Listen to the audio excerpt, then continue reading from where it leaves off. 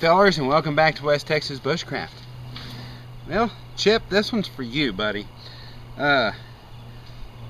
Chip requested knots. Cool. Because I use a whole slew of different knots. No, not really. I really don't.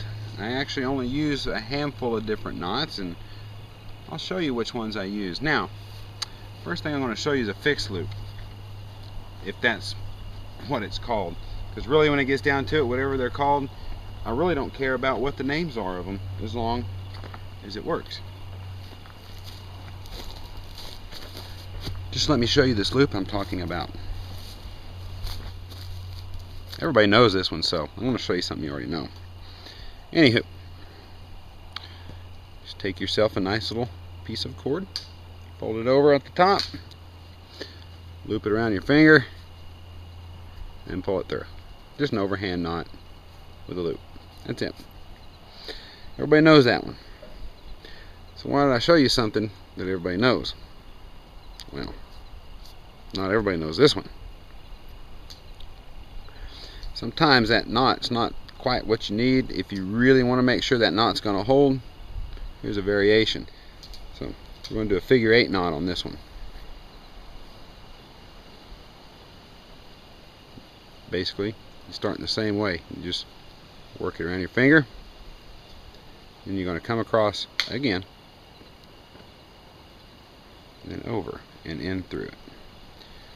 So when you go to girt that down, as you will see, it gives you a nice figure 8. Now, why is that so darn special? Well, the more loops, the less kinks. So it's a much stronger knot. Moving on. You ever heard of the trucker's hitch? That's handy. I know most of you probably have, but for you younger folks, you probably have not. Let me show you the trucker's hitch. That's a great one to learn how to do when you're working with paracord. When you string it up and you need good tension, because paracord stretches like crazy. It's the best method to fix that, or to adjust that if you need to.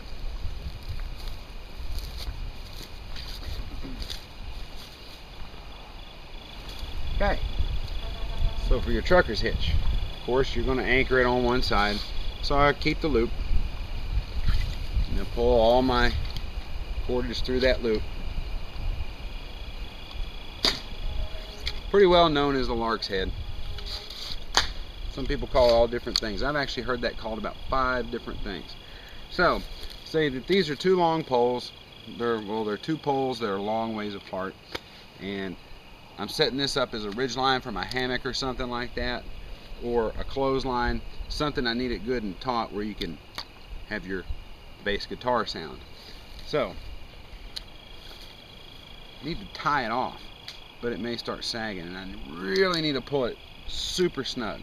So what I do is toward one end or other, you can do it all the way down if you like, however you want, but you just take that same way, do yourself a loop right in the middle, or whatever end you want to do that with, just like so. Take your other end, wrap it around a tree, a time or two, just depending on how tight you need to pull it out.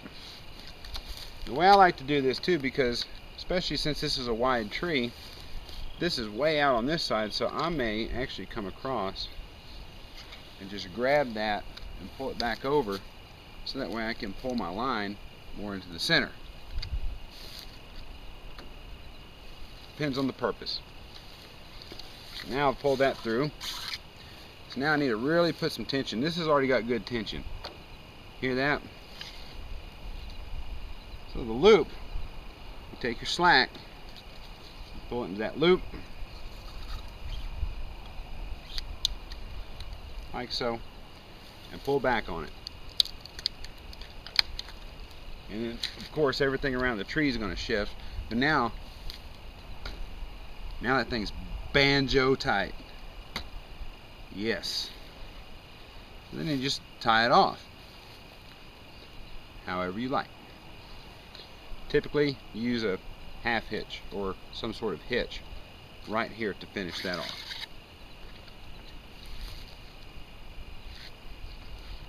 That is super tight. I'll do that right there. So I'm going to pull that good and tight. I'm going to grab it right up here where it's good and tight. Or you can even come around and take the whole thing into it, which works pretty well. Just like so. Just grab that, pull it, get your fixed end here, and then just work that through. Now you have yourself a good slip knot right there that you can just pull that loose like that. And as soon as you pop that out, that's going to completely release that. So in order to make sure that doesn't happen, I'll just sit there, pull another loop, or sit there, I'll just pull another loop through that, like so.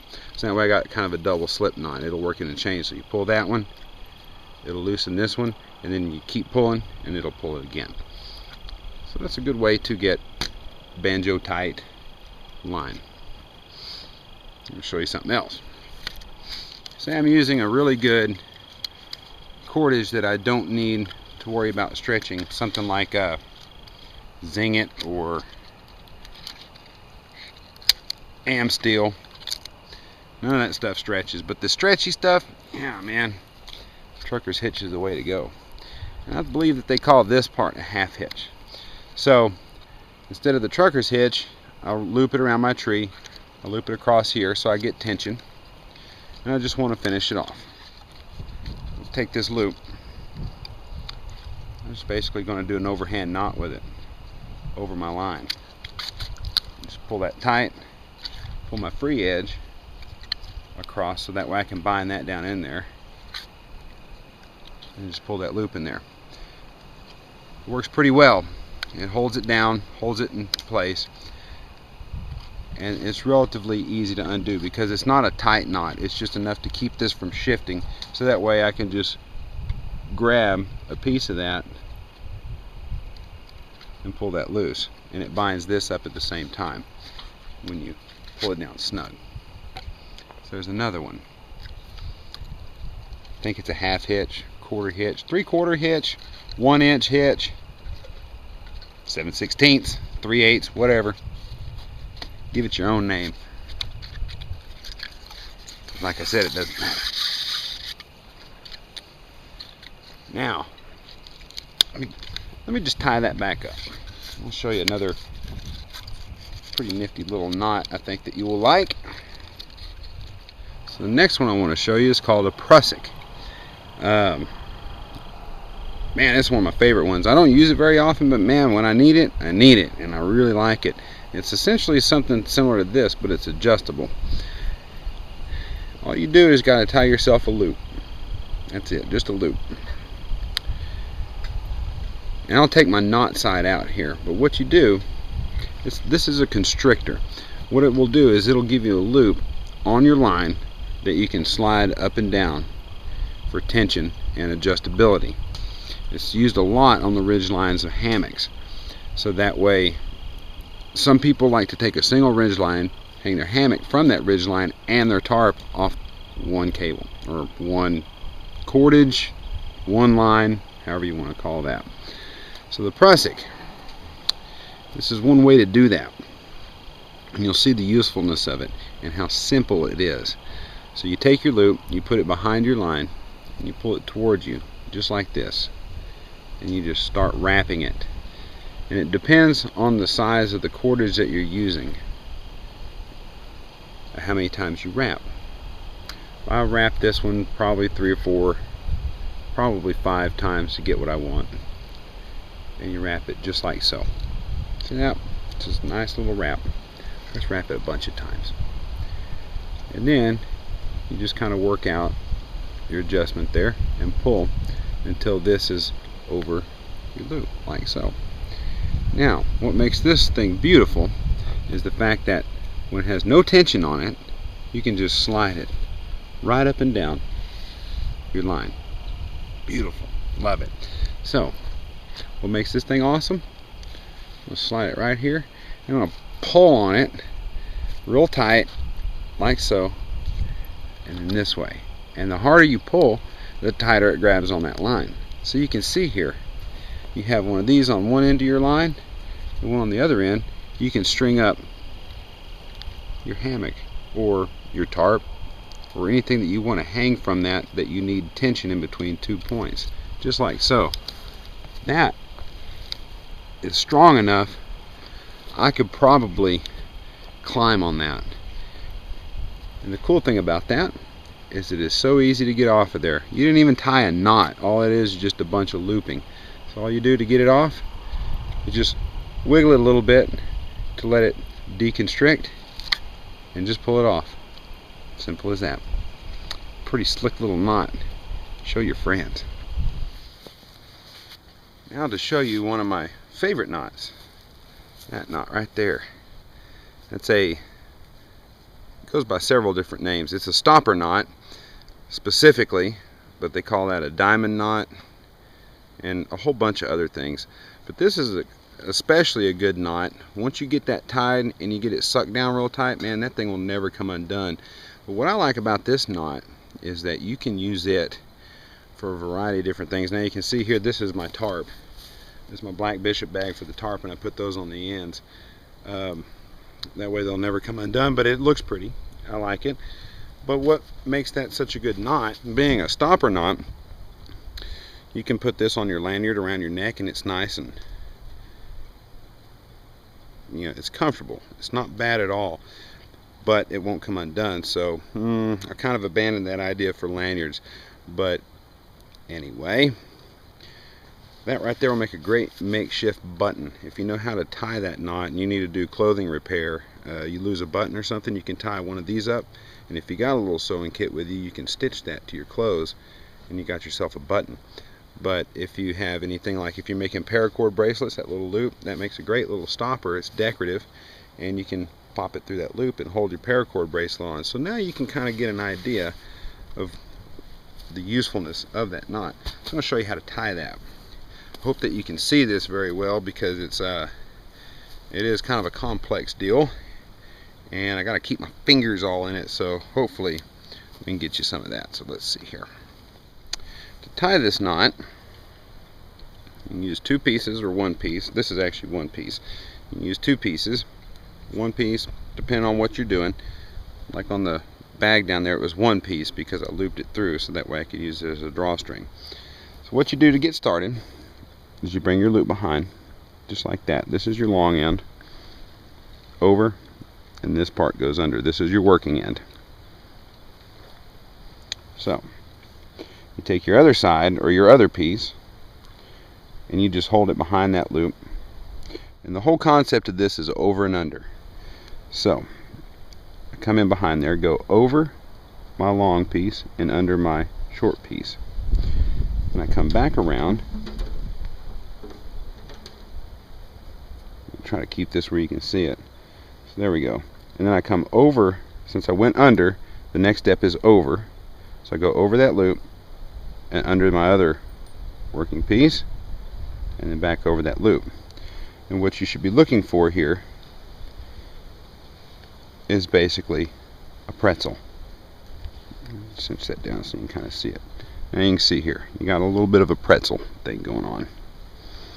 Now, to finish this knot out, you take the piece that you've just been weaving through, you bring it around your bottom piece and up through the center of the pretzel, just like that. And you kind of hold that there, and then the other one, you bring it around the back side and across your right one and up through the center, just like so. And then when you go to pull that down, it's going to look nasty like that, but you have to kind of work that out a little bit. Take your piece, work it through like so, and you keep working it through until you get it snug all the way around. And then you just pull it down tight. You bear it down nice and tight, just like that. Now you have yourself a nice little diamond stopper knot. Cut these ends off. You can cut it off flush. You can leave a little tag, let it fray. Looks pretty cool if it frays. You can cut it off flush and burn it. Make yourself a good button out of that. But the tighter you work that, the less of a chance that it's ever going to come loose. So if you want it permanent, that's what you want to do. So there you go. Nice little diamond knot. Pretty cool deal. Well, you've seen the different knots that I like to use. It's pretty fun stuff. Personally, I don't think it's totally necessary to learn how to tie a bazillion different knots. Find the ones that are most useful to you, and that's all you need. Just depend on what you're doing. Now, if you get yourself in a situation, camping or whatever, where you need to find something else that's going to work better, kind of think that out a little bit ahead of a time and see about learning what knot might be good for that. But these are the ones I like to use. Just the regular lark's head, the trucker's hitch, and then whatever hitch that is, the 3/8, 7/16, whatever the heck it's called. Doesn't really matter. That ought to give you a pretty good idea. So if you have any questions, comments, please drop them by. If you got a video response, got a really cool knot to show, man, I'd like to see that too. So until then, you guys go out there, have fun, get dirty, and get naughty too. I'll catch you later.